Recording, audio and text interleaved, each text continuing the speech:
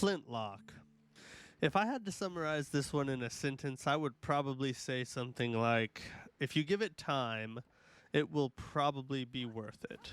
To be honest, I started out kind of thinking this was going to be a negative review.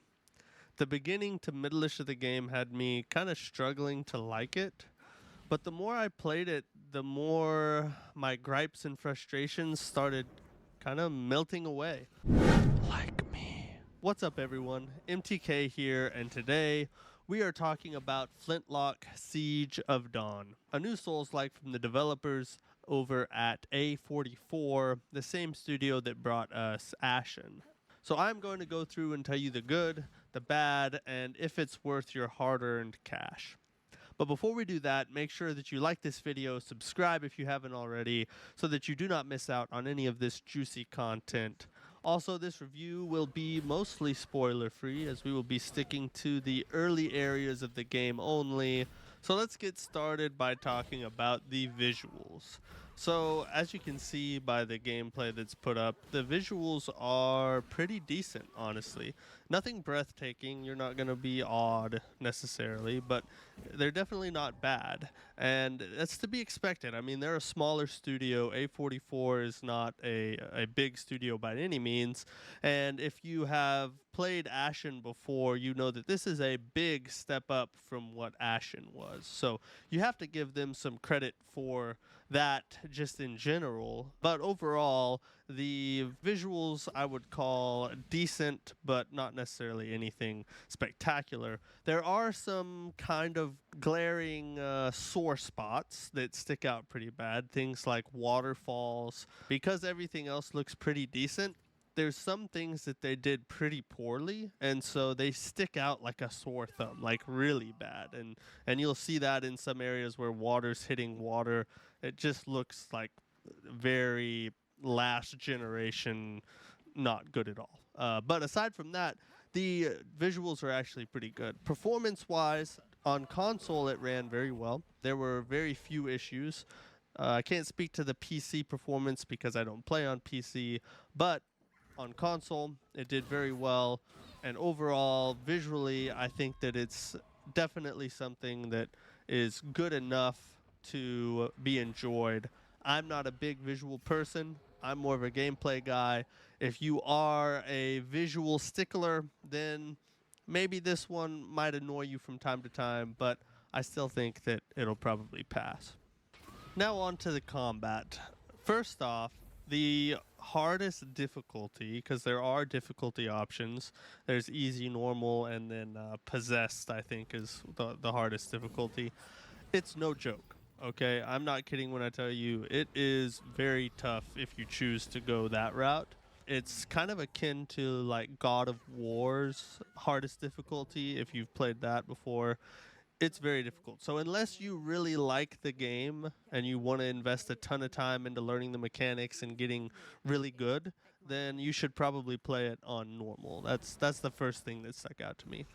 The next thing is there's a lot going on. There's a ton of different mechanics to use. There's parries, there's gun interrupts, there's heavy and normal strikes, there's dodging, there's ranged weapons, there's powers to be used and upgraded. There's a lot going on, and at first it kind of seemed almost like too much, to be honest.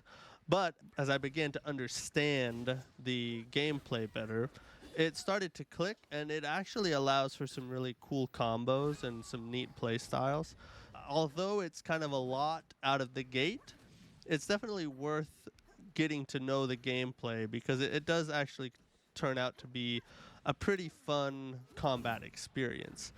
One problem I had with the combat, though, is that the parries are not really worth the trouble. Here's what I mean by that. The parry timing is so tight, it's pretty difficult to learn, but even after you learn it, the reward for that is so little. They don't do near enough damage. So it's much better just to use gun interrupts or some other method, or dodging, than try to actually parry, because you just don't really get much for it. I really wish that they would have done that differently. But aside from that, that's really my only negative thing I have to say about the combat, although that one was kind of really annoying to me. It does need more weapons. There's very few weapons, honestly. In my entire playthrough, which took me around 20 hours, I found two different axes. Two. You probably could have found more. I didn't go through every little area very meticulously, but still, to only find two weapons as you're going through an entire playthrough, just that doesn't seem right to me. So I really wish they would have put more weapons in and even added more weapon types. Something other than an axe would have been really nice. Another thing, I guess you could call this negative. Maybe there's two negative things. The armor needs to have stats. Most all the armor is more aesthetic than anything. There is a synergy bonus you get for combining certain sets together. But aside from that, you don't have the rating. There's no like armor rating or anything like that. And that was just kind of a letdown to me. Seems like a waste of an equipment category. So that was not the best. But overall, I would say that the combat is very fun, hard to grasp in its completeness, but once you do, I think that you will have an enjoyable experience that compels you to keep going into the game. Next, let's talk about the general gameplay. The first thing that really stuck out to me is the traversal. The way that you can move around the world is actually very fun. It kind of reminded me of all my old school players will remember this, the game Infamous. It was very akin to that, and I found it very enjoyable just to jump and move around and fly around. It felt new and fresh, which I really enjoyed. It was though a little bit clunky. A lot of the times, like you would jump and it looked like you could get somewhere, and then you would just kind of like float on the rock and then fall back down. So it was pretty clunky, but aside from that, the traversal was kind of one of the best parts of the game, honestly. Other than that, the side quests were pretty interesting. They're nothing like out of this world, crazy story development or anything like that, but they're interesting enough, worth doing a couple of them. They might pique your interest, they might not. I wouldn't call them a downside to the game, though. The other thing is sometimes you get stuck on the environment. Now, this is a Souls-like game, so it's hard to tell if something like that is intentional or not. Because if we're being honest, I feel like in a lot of FromSoft games, they make the environment do things like that just to make you angry and to get you killed. So maybe this developer did the same thing, or maybe it was just a result of low quality or low budget or something like that. But you definitely will get stuck on random pieces of environment from time to time, and it will result in you dying most of the time. So beware of that. Another cool thing was there's a mini game called SIBO, and you play with a bunch of different people, sort of like Horizon did. It's kind of that same system. And it's a pretty neat mini game. It's kind of a cross between checkers and tic-tac-toe. I wouldn't call it the best mini game ever, but it was fun enough that I found myself playing pretty much every time I got the chance to. So that was a neat addition. Overall gameplay, I would say, is pretty solid, with the exception of the clunky traversal and the getting stuck on the environment. But aside from that, the general gameplay was actually pretty fun. So now let's talk about the story. Now, obviously, I'm not going to say a ton here just because I do not want to spoil anything. But what I will say is that the story starts out pretty slow and kind of pulls you in as you get deeper and deeper. This was kind of a sticking point for me because for a good portion of the game, I was not really sure if I actually liked it or not. And a good part of that was due to the pace of the story and how interesting it gets, or rather, how long it takes to get interesting. But I will say that once it does get interesting, it's actually very interesting. And I really enjoyed the story at the end.